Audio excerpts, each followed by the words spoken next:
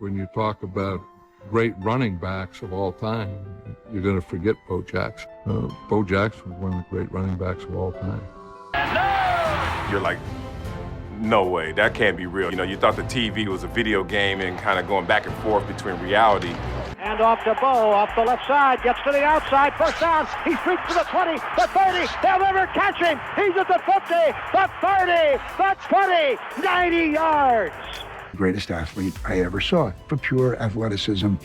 I think he was the best, and I hate to see that forgotten, but I don't think it bothers Bo at all. I have never seen anybody do that.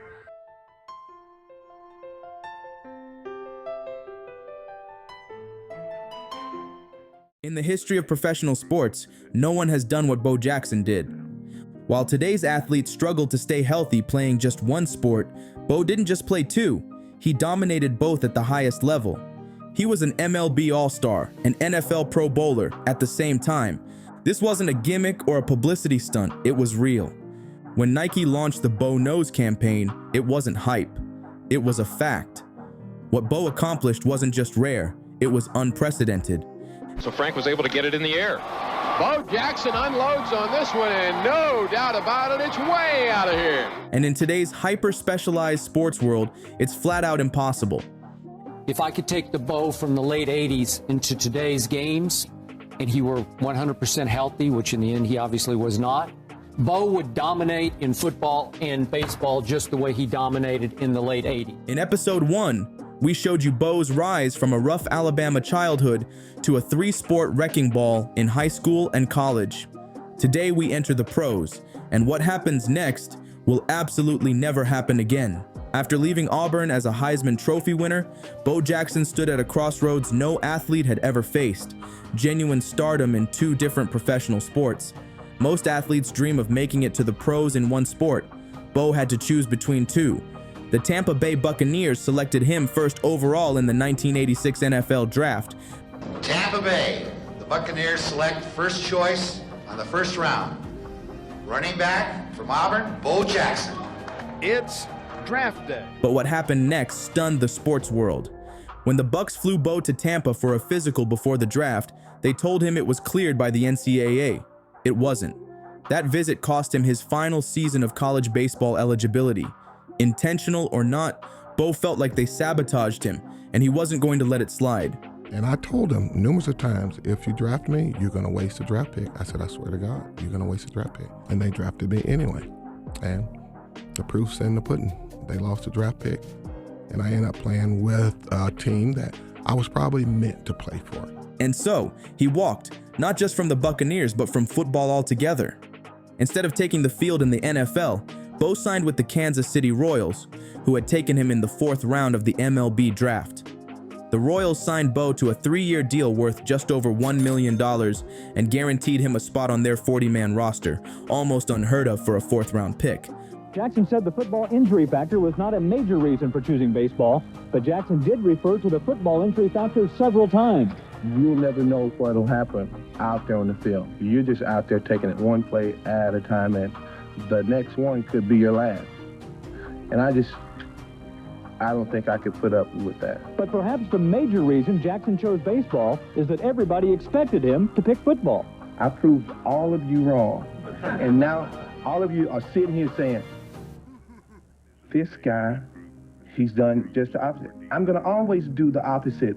He came over to my locker, they said, this is Bo Jackson. I'm going, what are you doing here? You know, you just won the Heisman Trophy. What are you doing in our locker room? And about 2 months later, we found out why he was there. While most rookies spend years grinding in the minors, Bo rocketed through Double-A and made his major league debut just months later. Imagine being a Bucs fan with the #1 overall pick and then finding out that you wasted your pick. I instantly get those images from past NFL drafts of Jets fans. By refusing to listen to Bo and drafting him anyway, the Buccaneers lit the #1 pick on fire. They could have taken Charles Haley, who'd go on to win 5 Super Bowls and make the Hall of Fame.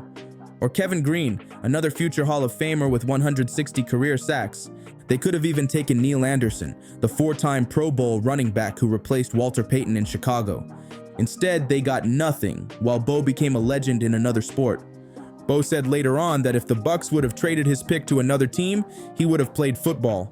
How different could it have gone had, like, you just didn't want to play in the NFL for Tampa, right? I didn't want to play for Tampa, no. So if it was anybody else, what would have happened? If it would have been the 49ers, more than likely, I probably would have still tried out for baseball somewhere if they had let me. And the fallout, it was brutal. The Bucs went 2-14 that season, the same record they had the year before. In fact, from the moment they drafted Bo, they didn't have a single winning season for nearly a decade. On June 30th, 1986, Bo began his major league career with the Double-A Memphis Chicks. First at bat, first inning. Here's the pitch, a smash up the middle, base hit, drives in one as the Memphis Chicks take a 3-0 lead over the Columbus Astros. Bo Jackson's decision to play baseball, looking pretty good through his first at bat. In just 53 games with Memphis, Bo stole 25 bases, hit 7 home runs while batting .277. That was enough for the Royals to pull the trigger. On September 2nd, 1986, Bo Jackson made his major league debut against the White Sox, going 1 for 3. What many forget, though, Bo's first at-bat was against Hall of Famer Steve Carlton. Bo crushed a curveball over the left field pole in what many thought was a home run, but the ump called it foul. On the next pitch, Bo hit a routine ground ball to second base, but somehow beat out the throw for his first major league hit in his very first at-bat. This guy's 220 pounds. How can he move that fast? How can he get down the line that fast? And that set the precedent right there that this guy can run like a deer. On September 15th, Bo hit his first home run. It just happened to be the longest home run in the stadium's history. Right-hander into the windup. Here's the 2-2 pitch. Making ball driven to left center field and well hit. Back goes Bradley. Back goes Moses. Oh, it's a home run and it's almost on the top of the bank in left field. By next season, Bo had played his way into KC's starting lineup. His first full season gave fans glimpses of what was to come. 22 home runs, 10 stolen bases, and jaw-dropping athleticism in the outfield. He still lacked polish, but nobody could take their eyes off him. When I think of Bo Jackson, I think of the best athlete there's ever been, by far. He's just a God-gifted young man. Whether it's speed of foot, bat speed, he even throws fast. Was Bo like a jaw dropper for even professional athletes? Yes. Yeah? I mean, you watch him come off the football field and just without any kind of practice, just step on a baseball field and start launching balls 500 feet. Just like unbelievable. One of the fastest guys I've ever seen. Bo could turn a routine single into a double and made throws from the warning track that left base runners frozen. And if that had been a play made in a World Series, it would be legendary.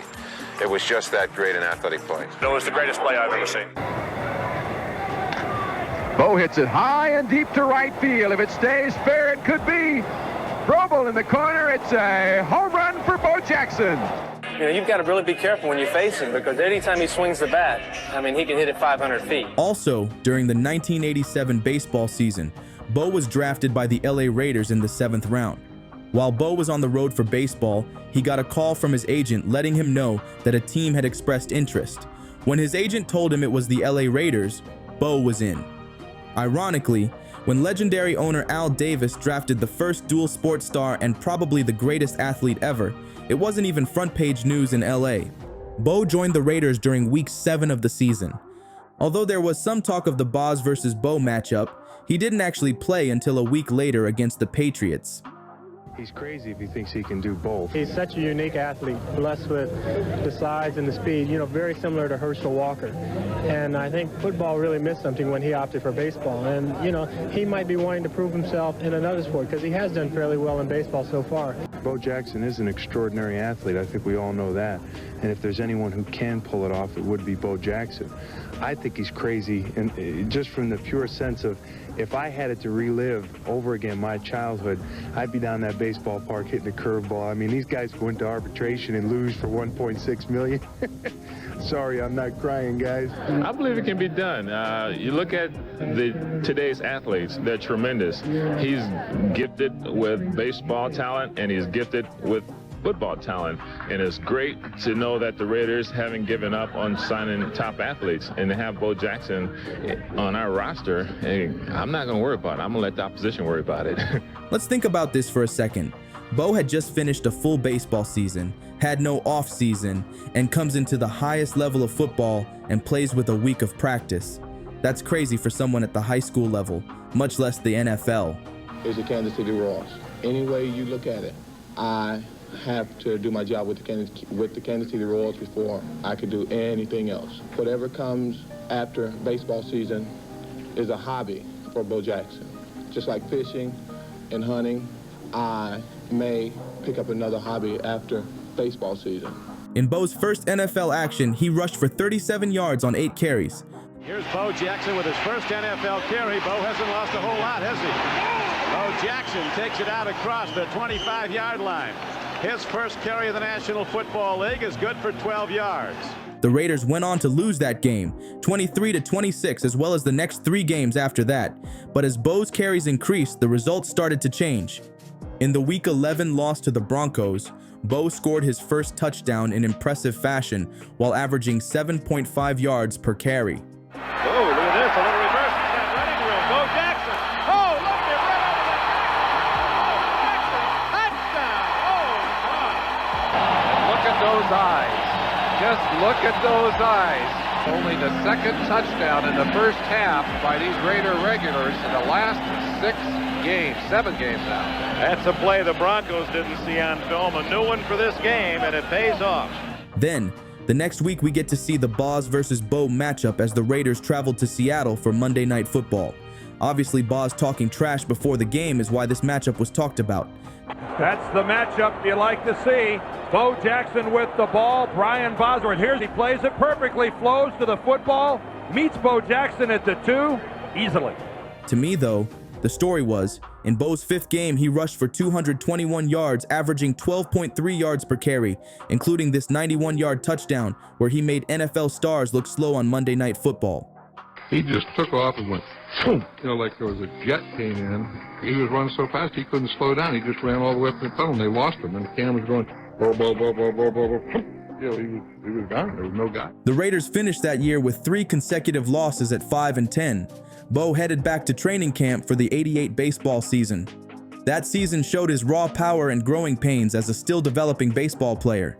He played in 124 games for the Kansas City Royals, and when he made contact, it was violent. Bo blasted 25 home runs, drove in 68 RBIs, and stole 27 bases, becoming one of the rare players to post a 25-25 season. That alone would turn heads. But he also struck out 146 times, the second most in the American League. Bo wasn't polished yet, but the ceiling was obvious. Playing at Baltimore that year, he hit a home run despite trying to call a timeout. Bo Jackson last year as a rookie set a Royals rookie mark with 22 home runs. He wanted to call time on that pitch and nails it to deep left. Can you believe that? Incredible. He wanted to call timeout, held up his left hand to request time. He didn't get it, swung the bat, hit out of the park, a 3-run homer. Scouts were salivating. Fans were glued. Even with the strikeouts, Bo was already must-see TV. He had his bat on top of his helmet and he just started pulling. He could stretch a single into a double, gun down a runner from deep right field, or disappear a baseball 450 feet. In a league full of specialists, Bo was pure chaos in cleats, unpredictable, electric, and explosive. The size, the speed, the power.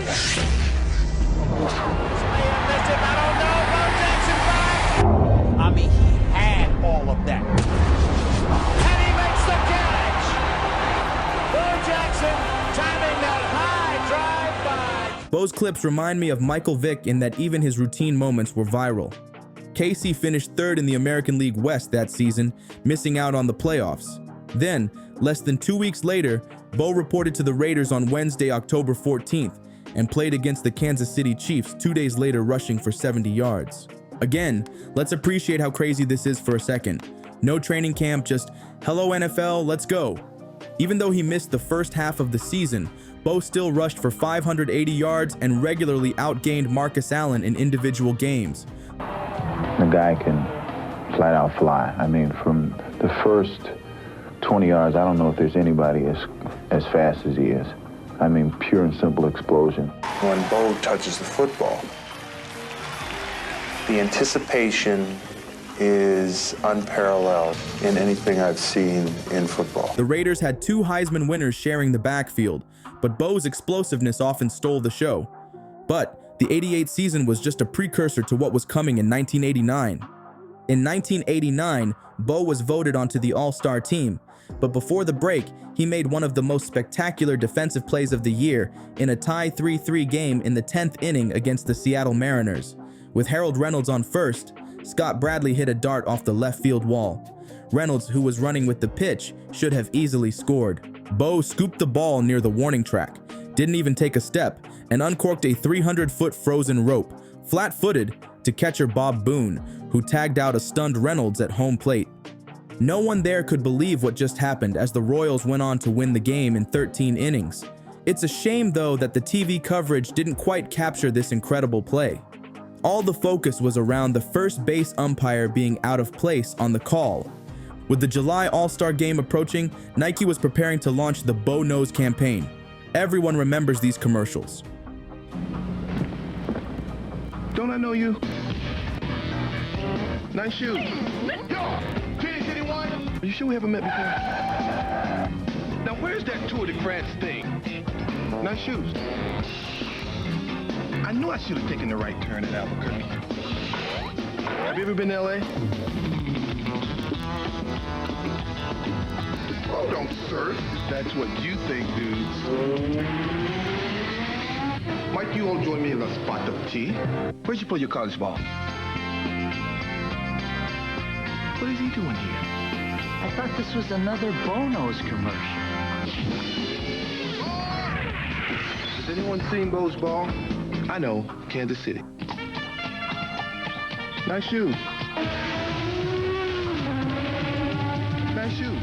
You ever play with Bo Diddley?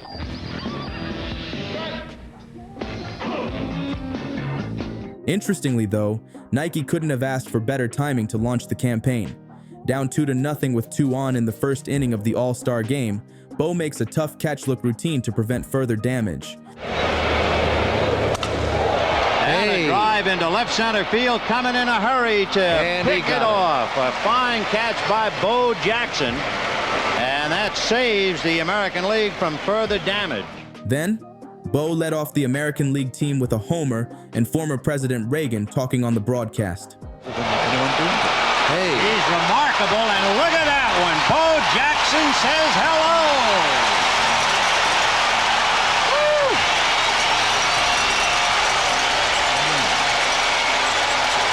Interestingly, Wade Boggs hit another one right after Bo to tie the game.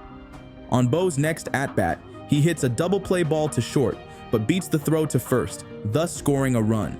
He then stole a base, making him the second player in All-Star Game history to homer and steal a base in the same game. Bo finished the game 2 for 4 with a run, 2 RBIs, and the game MVP.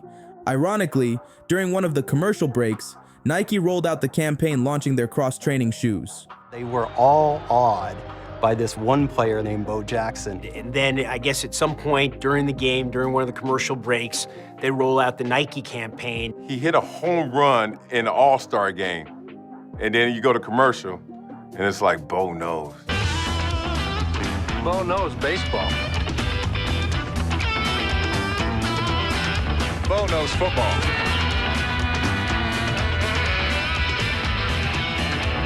Bo knows basketball, too. Bo knows tennis? Bo knows running.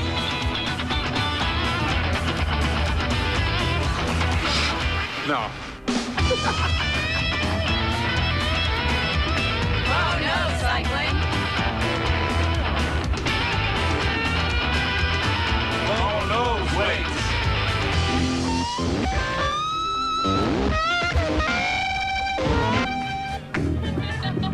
Bo, you don't know diddly. Bo finished the '89 season with superstar numbers. Are you surprised at your success in baseball? No, I think, I'm not trying to sound conceited or nothing, but I think the public is more surprised than I am because they're the ones a couple of years ago that said that this kid is out of his mind. He can't do this. And I just come out and I do what I do every day and just let everything else take care of itself. And the Royals had their best season in a while, finishing second in the American League West and tied for the third best record in baseball, but unfortunately did not qualify for the postseason because that was the pre-wildcard era. I guess that was good for Raiders fans though. Once again, Bo didn't take much time off. Truth be told, he arrived midweek before LA's October 15th game against the Chiefs. In his annual press conference, when asked about his workouts during his 10 days off, Bo responded that he caught 3 catfish. Then 2 days later, Bo rushed for 85 yards on 11 carries, including this 45-yard touchdown run. In Week 9 against the Bengals, Bo broke loose for a jaw-dropping 92-yard touchdown. That run is still one of the longest in Raiders history. And here's Bo Jackson around the corner and down the sideline, and there he goes! 2 weeks later, he torched the Broncos for 113 yards on just 14 carries. Playing less than 70% of the season, Bo made the Pro Bowl and is still the only player to become an MLB and NFL All-Star, and he did it in the same year. This feat is unmatched, and one of the defining reasons why Bo knows wasn't just a slogan, it was a statement of fact. Unfortunately, the 8-8 Raiders missed out on the playoffs once again, but in reality, that probably helped Bo from a health standpoint. His 1990 baseball season was arguably better than his 1989 All-Star campaign. He batted .272 and hit 28 home runs in just 111 games. He was more of a complete hitter, reducing his strikeouts to 128, but nagging injuries cut his season short. But it wasn't without memorable moments. On July 11th, he made this routine play against the Orioles. And not talent. Orsolak licks that one to left center field. Bo on the charge. Bo is there. Yo, mama, run that wall. He's running back in Baltimore at the old stadium there, and he reaches up and catches a ball over his shoulder. And he's about 3 or 4 feet from the fence.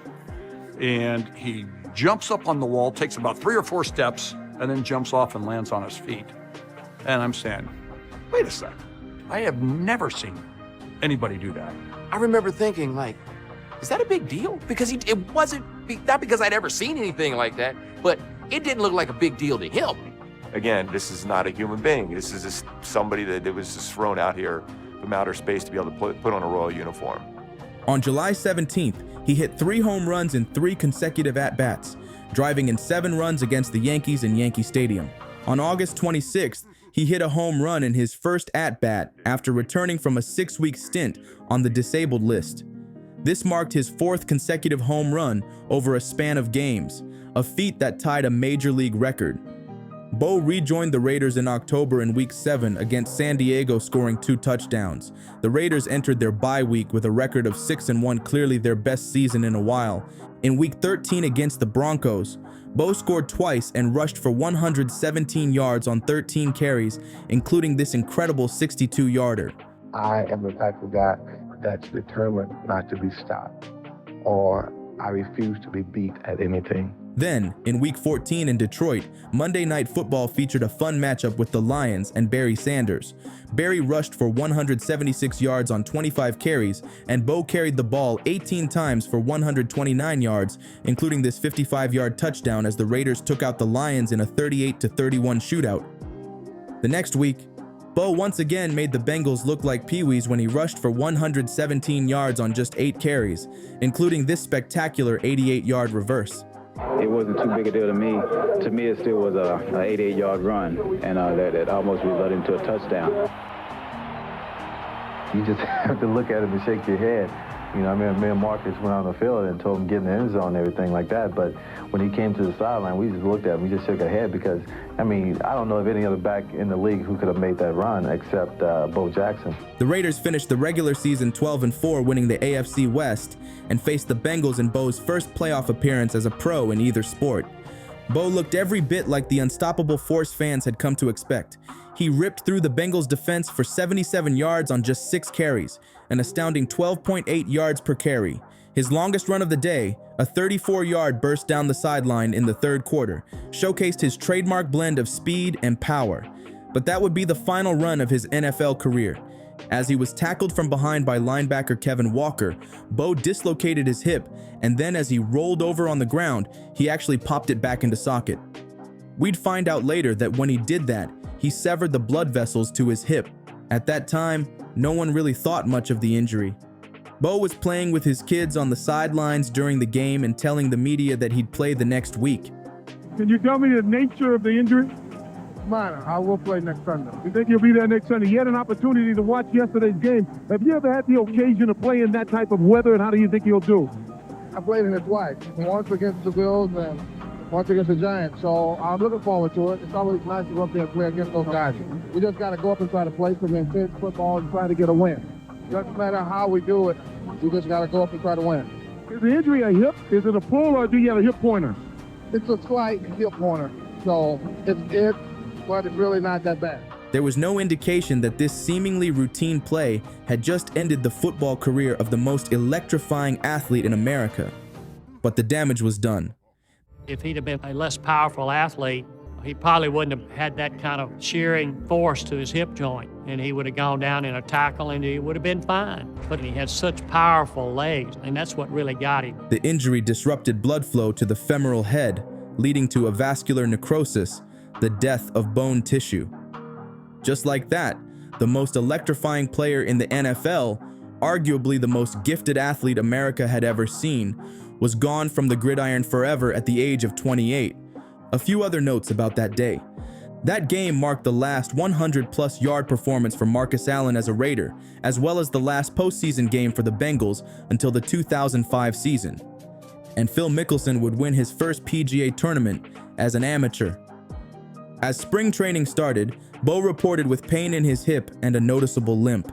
The Royals, unsure whether Bo Jackson would ever play again after his devastating hip injury, released him on March 18th. It looked like the end of an unprecedented athletic career. The Royals were full of hope, of course, at the time that he would be able to recover from that and go on. But as time went by and it became more and more obvious that he wasn't going to be the Bo Jackson of old, they just made a very difficult decision to let him go. But Chicago White Sox owner Jerry Reinsdorf saw something others didn't and took a chance. He signed Bo to a modest one-year deal with options, fully knowing Bo would miss time rehabbing. After months of rehab and uncertainty, doctors hoped Bo's hip would heal naturally, but it didn't.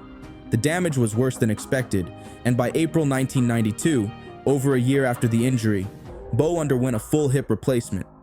At just 29 years old, he received an artificial hip typically reserved for elderly patients, not elite athletes. Doctors told him he'd be lucky to walk without a limp, let alone run or swing a bat again. But Bo Jackson wasn't wired like other athletes. While the sports world moved on, assuming his story was over, Bo quietly went to work, learning to walk again, then run, then hit. And then, his mother got sick. Bo promised her that if he ever made it back to the major leagues, his first hit would be for her. Then, on Bo's first at-bat, that ball hit deep to right field. Tarnable goes back, looks up. You can put it on the board. Yes! Bo Jackson in his first at-bat in the '93 season. Everyone watching knew they had just witnessed the impossible. Bo wasn't the same player physically, but he still made an impact. He hit .232 with 16 home runs that season and was named the 1993 AL Comeback Player of the Year.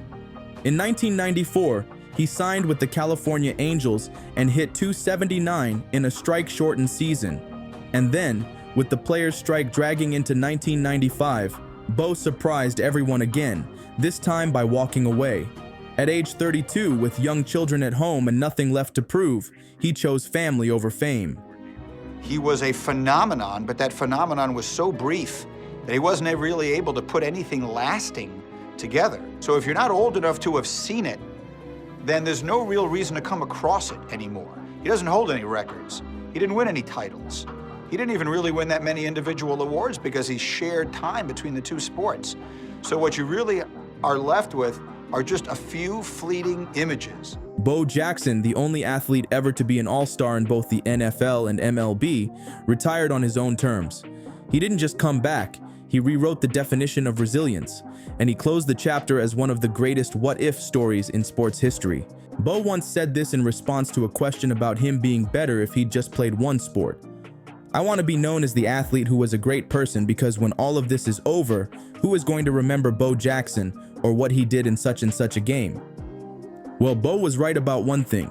He is a great person, but we all still remember what he did in every game.